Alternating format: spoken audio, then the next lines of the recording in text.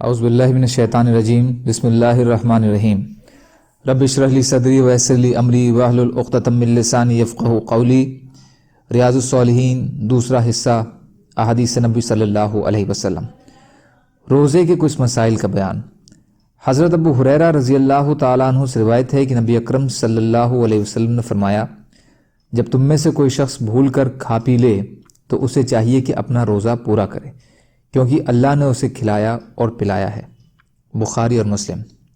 فائدہ: اس میں بھی اسلام کی ایک شفقت اور آسانی کا بیان ہے کہ روزے کی حالت میں اگر بھول کر کوئی ایسا کام کر لیا ہے جس سے روزہ ٹوٹ جاتا ہے، جیسے کھانا پینا وغیرہ، تو بھول کی وجہ سے اس کا روزہ برقرار رہے گا، بشرطے کہ یاد آتے ہی فوراً اس کام کو چھوڑ دے۔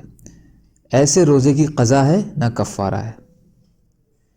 حضرت لقیط بن صبرہ رضی اللہ تعالیٰ عنہ بیان فرماتے ہیں کہ میں نے عرض کیا، یا رسول اللہ صلی اللہ علیہ وسلم، مجھے وضو کی بابت بتلائیے۔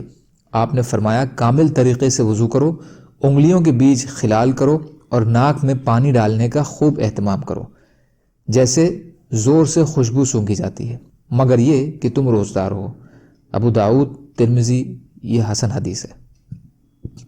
فائدہ: عام حالات میں کمال وضو کے لیے یہ بھی ضروری ہے کہ ناک میں پانی اچھی طرح ڈالا جائے، اسی طرح خوب کلی کی جائے، لیکن روزے کی حالت میں احتیاط برتنی ضروری ہے تاکہ پانی ناک یا منہ کے ذریعے سے اندر نہ جائے، جس سے روزہ ٹوٹ جاتا ہے۔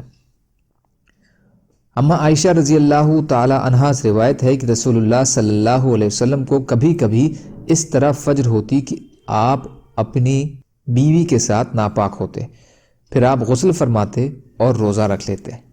بخاری اور مسلم۔ اما عائشہ رضی اللہ تعالی عنہا بیان فرماتی ہیں اور حضرت ام سلمہ رضی اللہ تعالی عنہا بیان فرماتی ہیں کہ رسول اللہ صلی اللہ علیہ وسلم بنا سپندوش کی حالت میں جنابت میں صبح کرتے، پھر روزہ رکھ لیتے۔ بخاری اور مسلم۔ فائدہ: اس کا مطلب بھی وہی ہے جو پہلی حدیث کا ہے کہ نبی اکرم صلی اللہ علیہ وسلم کبھی کبھار صبح اٹھتے تو جنبی ہوتے، لیکن آپ اسی حالت جنابت میں سحری کھا کر روزہ رکھ لیتے اور غسل کر کے نماز پڑھ لیتے، کیونکہ نماز کے لیے پاکی ضروری ہے۔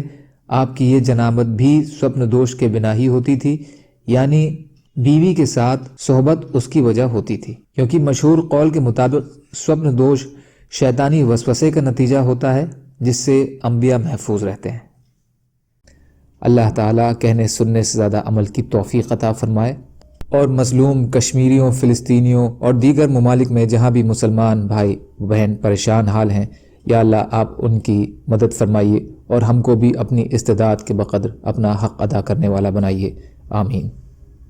سبحان اللہ و بحمدہ، سبحانک اللہم بحمدک، اشہد ان لا الہ الا انت، استغفرک و اتوب الیک۔ سبحان ربک رب العزت عما یصفون، وسلام علی المرسلین، والحمد للہ رب العالمین، برحمتک یا ارحم الراحمین۔ لا الہ الا اللہ، محمد رسول اللہ۔